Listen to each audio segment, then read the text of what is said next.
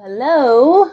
Welcome to TNT. Matter of fact, I'm Dr. Ebony Thompson And I'm Dr. James Thompson. And we want to bring a conversation with experiential views, real life stories and situations to talk about leadership, to talk about how we've arrived to where we are, and various things of that nature. We want to bring unscripted, real life conversations so that you can have practical takeaways to apply to your real life. So, let's get started. So this episode is more about, it is our first episode. So it's going to be kind of about how we arrived at where we are. We want to talk about different family dynamics and the differences that we've gone through, yet we've still arrived at a similar place in our career paths, in our lives together. And so that's how we want to begin this conversation. So you want to get started? Yeah. So the focus today is about our past, going over where we started, a little bit of conversation about our upbringing and how we got to where we are now. And so being able to kind of identify different markers throughout our life experience that ultimately put us in different positions and allowed us to have different experiences that put us in the situations that we're in now.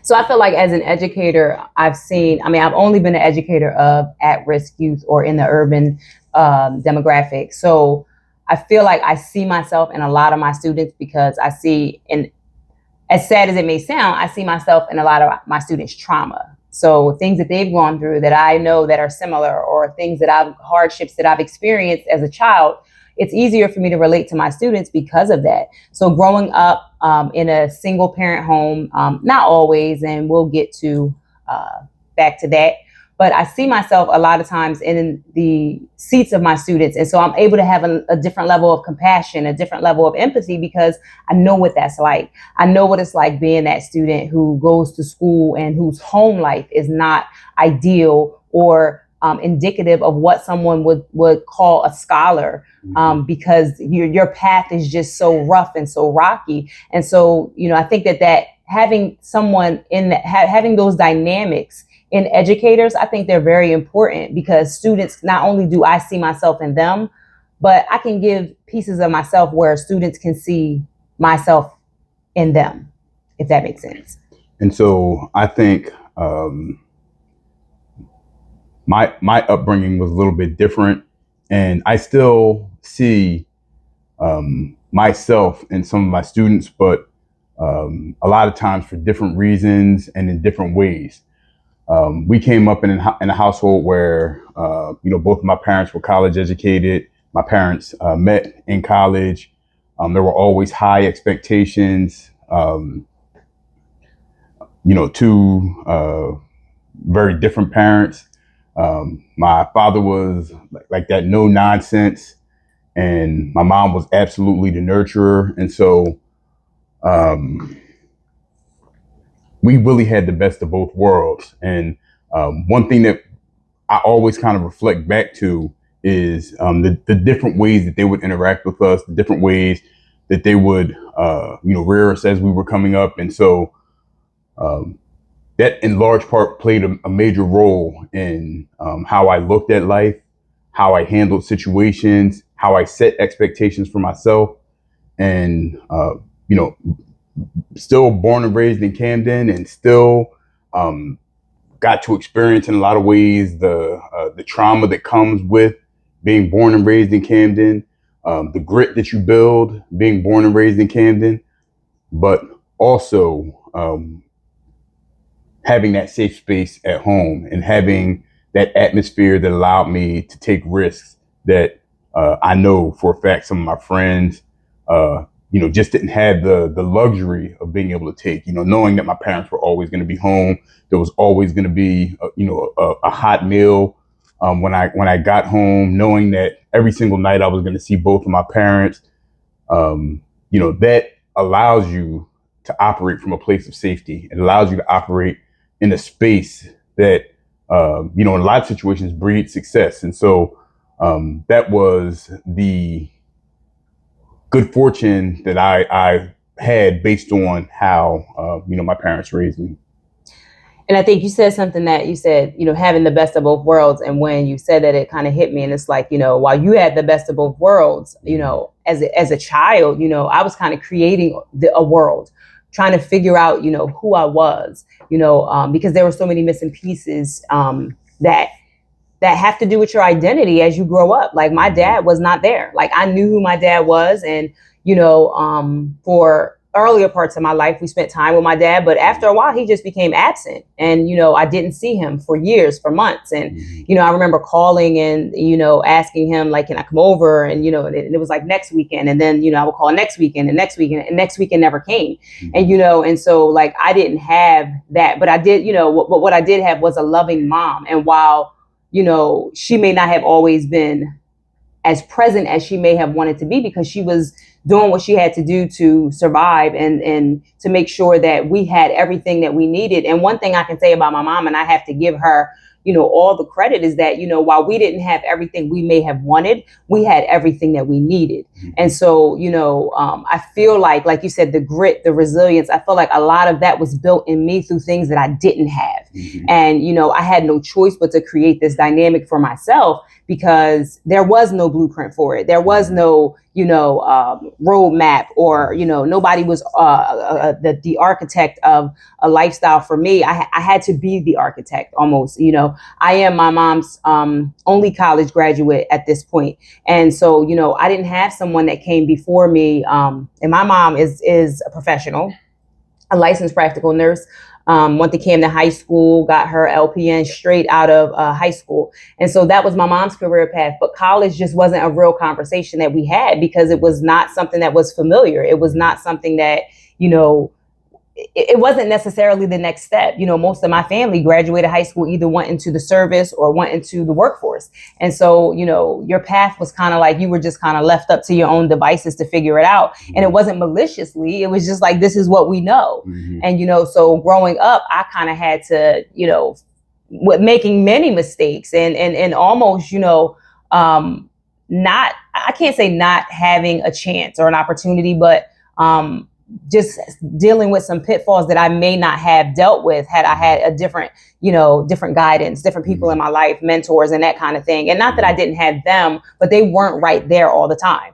And so, as a young adult, late adolescent, I'm trying to figure this thing out on my own and trying to figure out, how do I make a good life? Because I don't necessarily know what that looks like for me. So I think in very similar to that. So I want to make it clear, I had a very good life. I had, my upbringing was rock solid. Like I said, both of my parents were always there, and I could depend on that.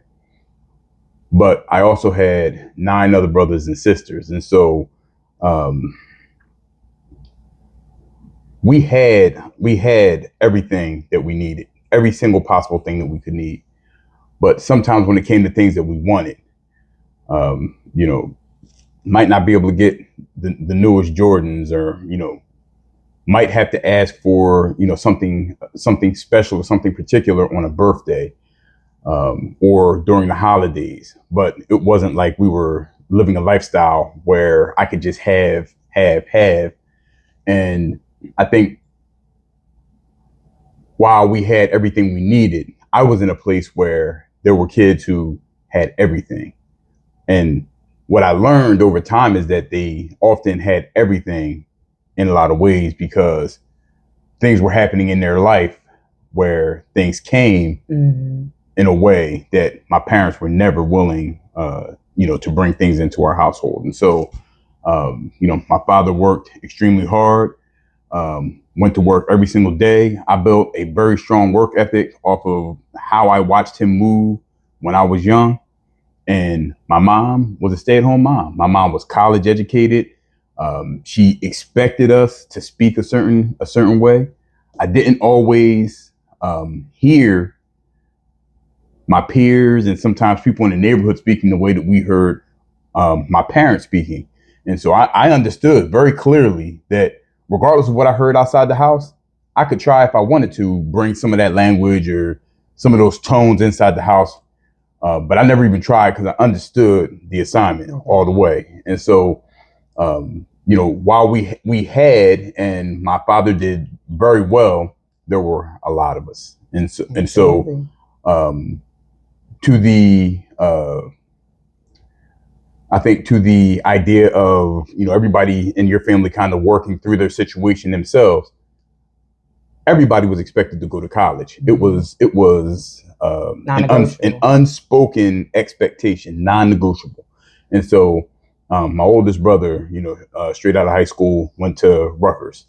I went straight out of high school, started off, went to Rowan, and transitioned, ended up graduating from Rutgers. My brother Sean went to William Patterson. My brother Pat started off at Bucknell, ended up graduating from Rowan. My sister Mandy started at Rutgers in New Brunswick, ended up transferring to Rutgers in Camden, graduated from Rutgers in Camden. My sister Sarah went to Rutgers in Camden.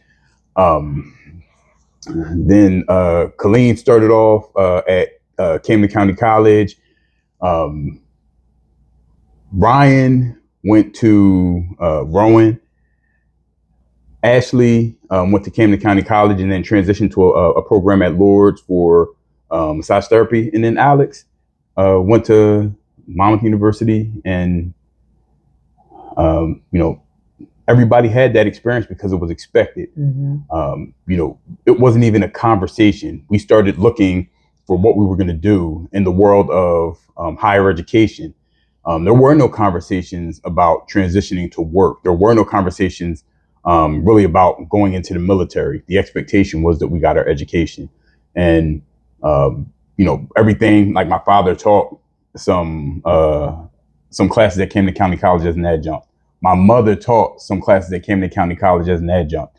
The expectation of, like, I felt like I was slacking sometimes, and I knew I could only bring in a certain grade, but the expectation was that you meet a certain standard. I didn't want to have a conversation with my dad about why I failed the class, and so I never failed the class. I never failed the class all the way through, elementary to middle to high school.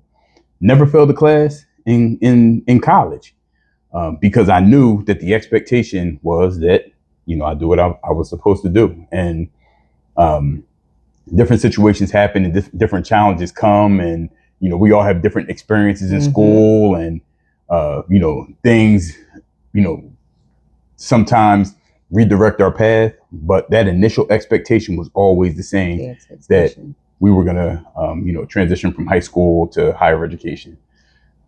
And it's like, I remember like being in school, I never, like, I heard people talking about going to college, and when you're in school, and I think that like high school, like we push this post-secondary path that is college, especially, when we were younger and we were in school, but I never really understood what it meant. Like I couldn't even, and now as an adult, an accomplished adult, I can think back of how I felt. Like I never even really knew what that felt like or what that looked like to be in college. I never did, because I never saw it. I had never, now they call them trunk parties, but I didn't have any friends that went away to college. Like I did when we left, but prior to that. And like, I feel like, when I wrote my dissertation, a lot of it talks about self-efficacy, and the things about having high levels of self-efficacy is if you can see it, you can become it. And I didn't see it. And now that, I feel like I am that for other people, my family, for my students, for people in the community and all those kind of things. But then I did not, I couldn't see it. And, and even I remember, because I have to give credit where credit is due. I'm not saying that I wasn't around educators in school and I wasn't around people who were sewing into me and talking to me and having these conversations, but they were having these conversations with somebody who didn't even understand that was a possibility for me. Like, what does college look like for, for Ebony, the 17-year-old? Like, I didn't even know, like that was the furthest thing from my mind. Like, I just want to go outside and play with my friends because that's all I'm used to. And nobody's talking about college. Nobody's talking about these things. I was just talking to somebody the other day and I was saying, I didn't even know that you could be a doctor outside of the medical profession. When I was in high school, I didn't know that. I was a full adult before I understood that was possible. And so, when I see other people, I think that I give more grace, because it's not always about what somebody is not willing to do. It's about what they can't see themselves doing. And if you can't see yourself doing, you don't even understand how to begin to get there. You don't even know the steps. You don't even know what to ask. Where do I start? I can, like, in high school, you hear faster, faster, faster. But what does that mean? What is financial aid for real? And so I remember, because those were not, they were not kitchen table or dinner table conversations in our house. We didn't even eat dinner together. So, it was just, it was very different. But I'm grateful for that, because like I find strength in that. And even now to this day, I feel like I can do anything because I've overcome so many hurdles. And, you were joking and you was like, you called me the cheat code. Because I've gone from associates to doctorate. And, sometimes, I used to always say like, if I would have did this then, if I would have went to college straight out of high school, if I would have, look how much further along I would have been. But I'm thankful for the journey, because I've learned so many other things along the way. And I've encountered so many people that I've been able to encourage and to pull, not necessarily pull along, but they got to witness it in real time and say, wow, she's doing it. And if she's doing it, I can do it. And it's funny that you say that. I think like one thing that's really important for me to point out, my older brother, Arthur Thompson Jr., Munchie, his path was not as straight as mine was. He went to Rutgers and ended up coming back home, taking some classes at Camden County College, going to work, and it took him many years to circle back. And, as much as, I was the first one in my household of the kids to graduate from college, I think that the most pride came in the fact that he got back to it, got into it, got his bachelor's degree, got his master's degree. And it was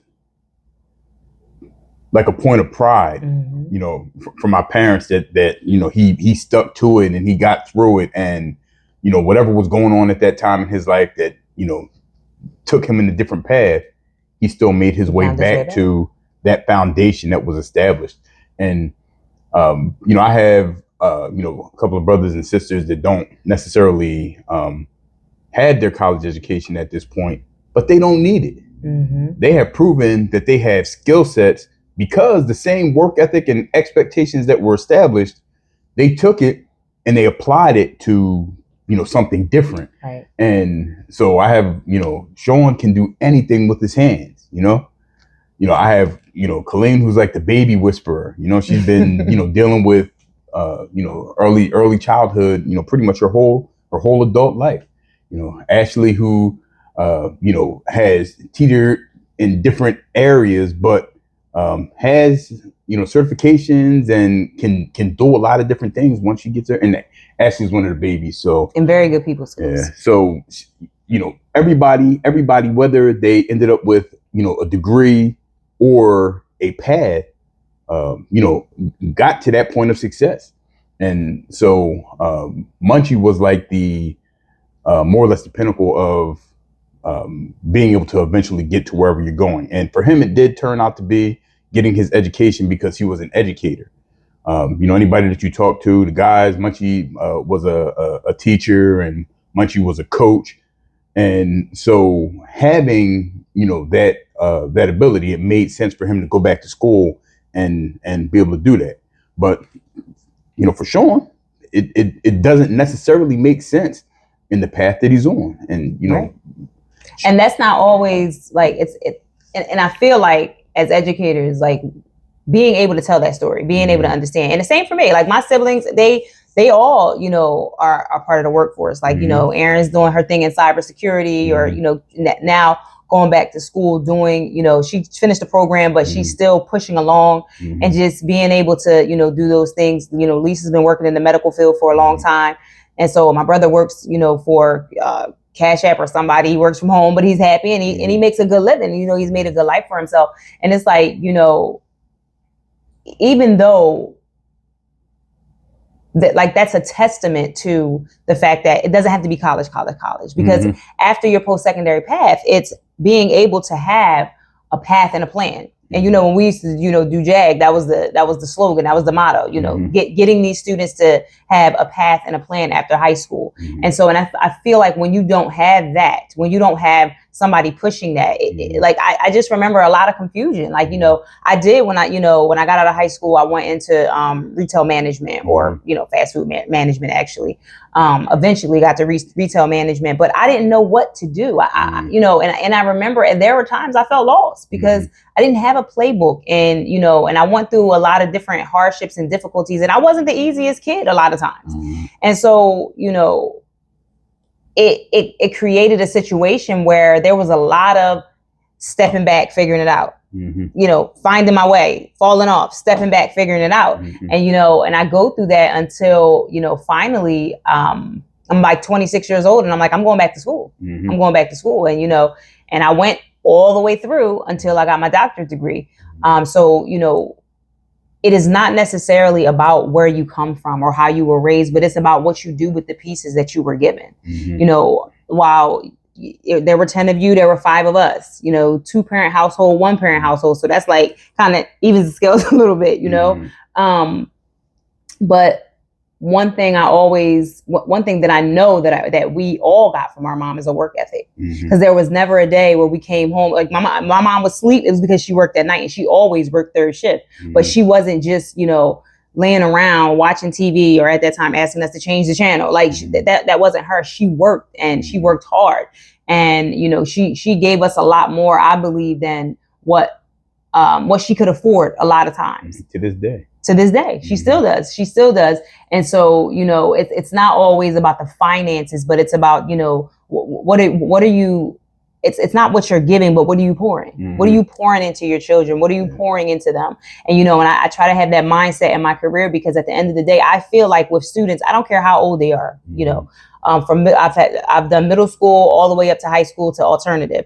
And, it's like, I feel like we're responsible for giving them whatever it is that they need while they're under our, the sounds of our voice, or under our supervision, because they may not be getting that anywhere else. And I feel like I am that because of what I didn't get in a lot of spaces. And, so I become that for somebody else. Yeah. And that's exactly my experience, was looking for experiences like what my parents, expressed.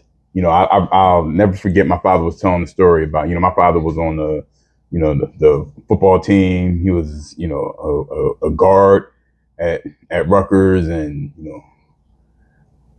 for all of my, pretty much all of my life, I was going to say all of my childhood, but all of my life, he was, like, in my mind, like a superhero. Like I post things on, Facebook and Instagram about, just his stature, all of the kids in the community. And he did so much with, other people's kids, but he was this larger than life figure. And so he told the story about an experience that he had when he was in college. And he's in a room, and his roommate was moving his stuff. And he kept telling his roommate, don't touch his stuff. And, him and his roommate, get into it back and forth, and he starts tossing his roommate around the room. So the RA comes to the door and knocks on the door, to open up the door. And it's like, Art, what are you doing to him? He said, what am I doing to him? How you know he wasn't doing it to me? And so this guy was every bit of maybe 5'7", 5'6", and everybody just busted out laughing, because my father was 6'5", probably 275, 280 at the time. And so, I went out looking to have that kind of fun, those types of experiences, when I went to college, because, college was about, kind of finding yourself and getting to come into who you are. My mom always talked about writing. She loved writing. And so she was an English major, and, she, wrote several books, and, was published in a bunch of magazines. I always remember seeing like the family circle, and like she had articles in a family circle. And so those were experiences those types of experiences, not necessarily the same ones, of course, but those types of experiences. Like I want to, find my way and find my passion and find out who I am. And my parents never wanted us to be them. They always wanted us to be our own person, but they also set a very clear path for, or clear expectations for how we got to finding ourselves. And so we're all different. All 10 of us were different people, Yes. very different people, but we all had the same core values. We all had the same set of expectations set for how we lived our lives. I can honestly say that my brothers and sisters are some of the best people I know. Genuinely, some of the best people I know, and it's not just because of what my parents did or what standards my parents set. It's because we now hold each other accountable. And so both of my parents are gone, but we hold each other accountable the same way, almost silently. We don't talk any kind of way to each other. We're not disrespectful to each other. We still stay around each other. We still have dinners and celebrate birthdays. And so it's like we had something established for us, and we've grown it. We further developed it. And so our kids do a lot of the same things and have a lot of the same expectations. And it's something that, I feel like the generational wealth that my parents established is that expectation for growing ourselves. Absolutely. That expectation for, educating ourselves, not just taking what we hear or what people say at face value, being able to, look further into it. And every single one of my brothers and sisters can do that. I am grateful for the experiences that I had. Was it perfect? Absolutely not. Was it the best? I wasn't driving a brand new car when I got my license in high school, or I wasn't given a car when I went off to college. I had like normal people struggles and experience life the way people experience life. But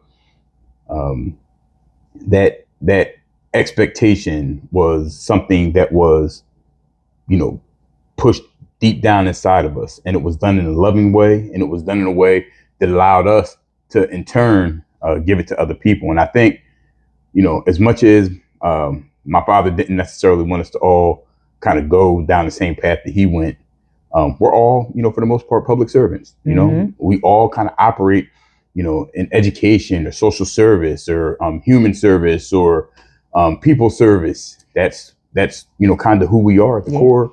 And my brothers and sisters are some of the smartest people I know. I've said it and I'll say it again. But we're not trying to, and I think sometimes we kind of think about, dag, we could make so much more money if we did things like this or if we did that.